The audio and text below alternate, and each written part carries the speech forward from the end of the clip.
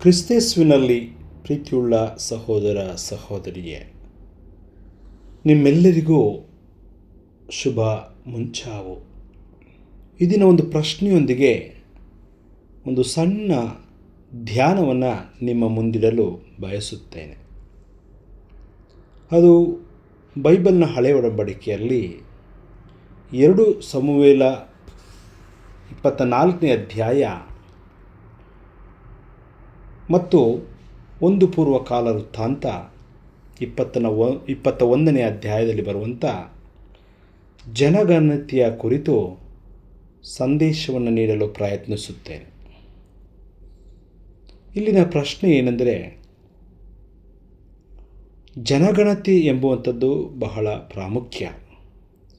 ಯಾವುದೇ ದೇಶದಲ್ಲಾಗಲಿ ರಾಜ್ಯದಲ್ಲಾಗಲಿ ಜನಸಂಖ್ಯೆಯನ್ನು ಗುರುತಿಸಿ ಆಯಾಯ ಸಮುದಾಯದ ಜನರಿಗೆ ಅಗತ್ಯತೆಗಳನ್ನು ಪೂರೈಸಬೇಕಾದರೆ ಯಾವ ಸಮುದಾಯ, ಯಾವ ಜಾತಿ, ಎಷ್ಟು ಜನರಿದ್ದಾರೆ ಎಂಬುದಾಗಿ ಆಡಳಿತ ಮಾಡುವವರು ತಿಳಿದುಕೊಳ್ಳಬೇಕು.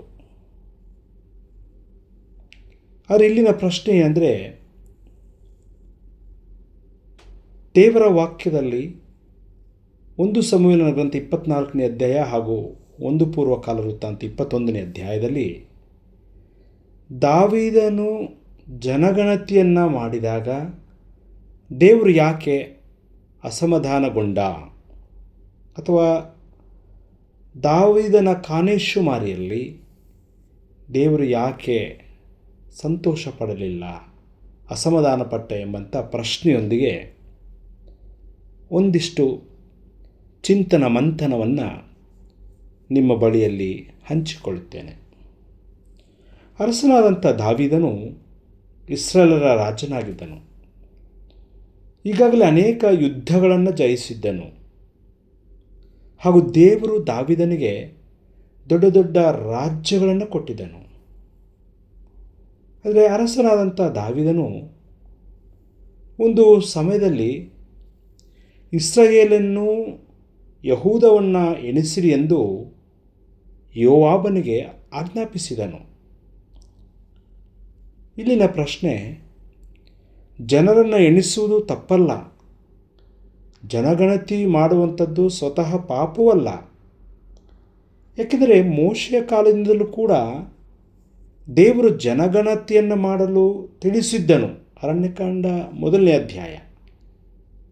ಆದರೆ ಇಲ್ಲಿನ ಸಮಸ್ಯೆ ಏನೆಂದರೆ, ಜನಗಣತಿ ಅಥವಾ ಜನರನ್ನು ಎಣಿಸುವುದಲ್ಲ.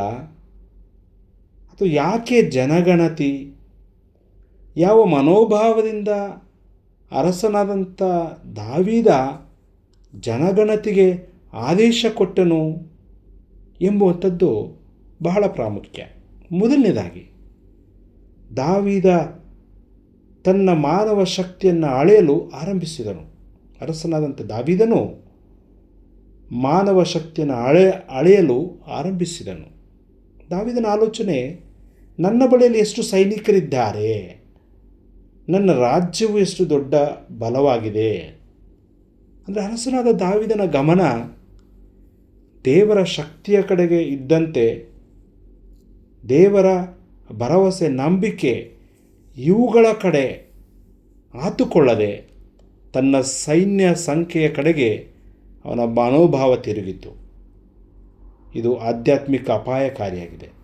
ಎರಡನೇದಾಗಿ, ಯುದ್ಧದಲ್ಲಿ ಜಯ ದೇವರಿಂದಲೇ, ಸೈನ್ಯಾಧೀಶ್ವರನಾದ ಯೆಹೋವನಿಂದಲೇ ಹೊರತು ಸೈನಿಕರ ಸಂಖ್ಯೆ ಹಾಗೂ ಬಲದಿಂದಲ್ಲ ಎಂಬಂಥ ನಂಬಿಕೆಯನ್ನು ಬೈಬಲ್ ನಮಗೆ ಒತ್ತಿ ಹಾಗಾಗಿ ಹೇಳುತ್ತದೆ. ದಾವೀದನ ಸಾಕ್ಷಿ ಕೂಡ ಅನೇಕ ಬಾರಿ, ನನ್ನ ಸಹಾಯವು ಯೆಹೋವನಿಂದಲೇ ಬರುತ್ತದೆ.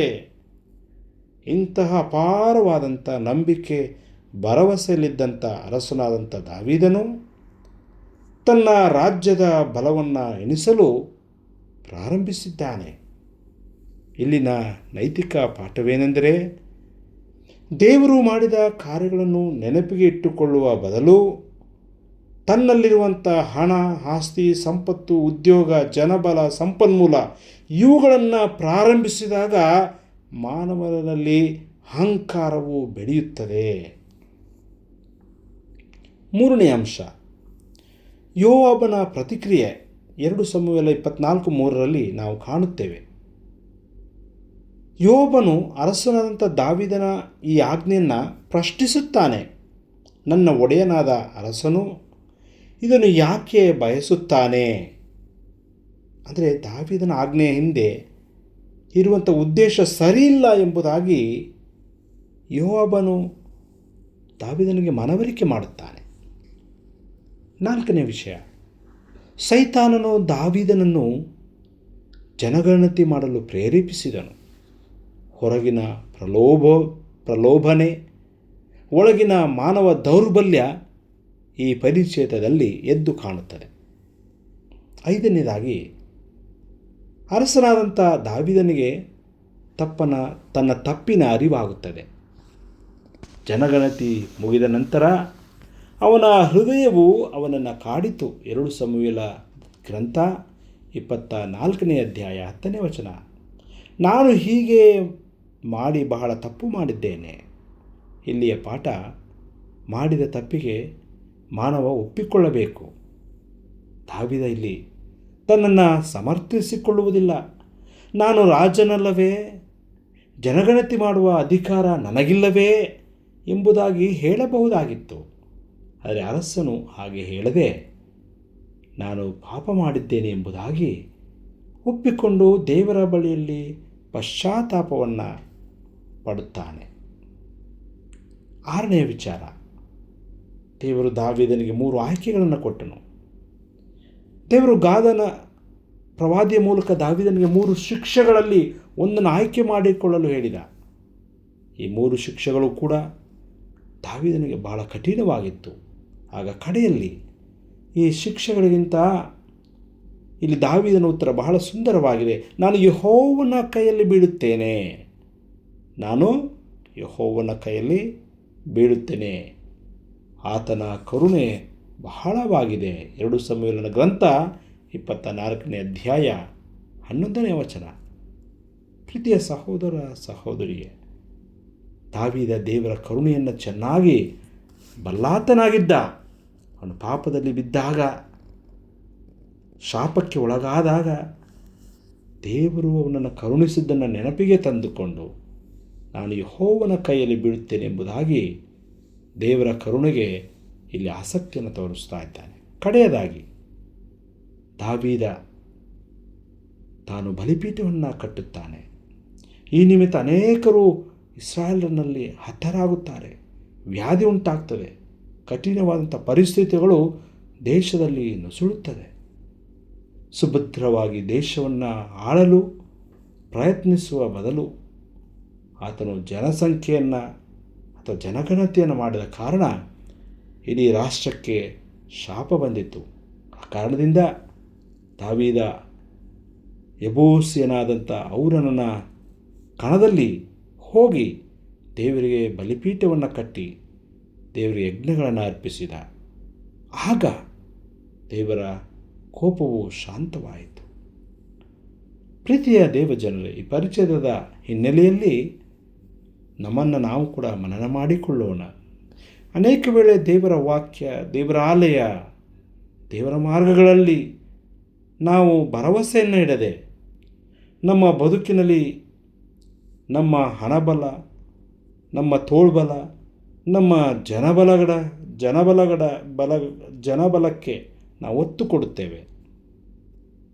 ದೇವರ ಬಲದಲ್ಲಿ ನಂಬಿಕೆ ಇಡಲು ಈ ಪರಿಚಯದ ಕರೆ ಕೊಡುತ್ತದೆ. ಜನಸಂಖ್ಯೆ ಅಥವಾ ಜನಗಣತಿಯ ಬಲವನ್ನು ಹುಡುಕುವ ಬದಲು ನಾವು ದೇವರನ್ನು ಹುಡುಕೋಣ, ಆತನ ಶಕ್ತಿಯನ್ನು ಆಶ್ರಯಿಸೋಣ. ಜನಸಂಖ್ಯೆಗಿಂತ ದೇವರ ಮೇಲೆ ನಾವು ಭರವಸೆ ಇಡೋಣ. ದೇವರು ತನ್ನ ಆತ್ಮನಿಂದ ನಮ್ಮನ್ನು ತುಂಬಿಸಲಿ. ಆಮೇನ್.